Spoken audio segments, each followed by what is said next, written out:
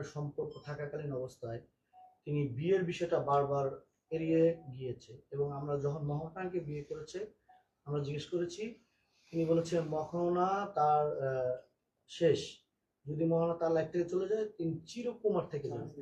এই যে তার এই অঙ্গভঙ্গির কথাগুলো, এই ভঙ্গিমার কথাগুলো আপনি 4.5 বছরে কি জানতে পেরেছেন?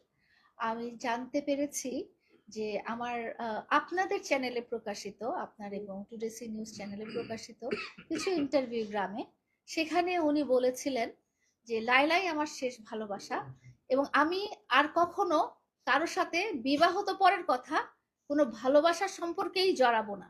তখন আপনারা বলেছিলেন কি, কি জায়েদ খানের মতো? তখন সে বলেছে না, কেন, আমাদের পার্শ্ববর্তী দেশে আরেকজন নায়ক আছে না, সালমান খান, তার মতো আমি বলতে চাই। তার প্রতিটা ঘটনা, প্রতিটা কথা, প্রতিটা বক্তব্য, প্রতিটা স্টেটমেন্ট হচ্ছে মিথ্যা এবং স্ক্রিপ্টেড। আমার ব্যাপারেও যেগুলো যেরকম বলেছে, এই নারীর ব্যাপারেও এক্স্যাক্টলি সেম লাইনে কথা বলেছে।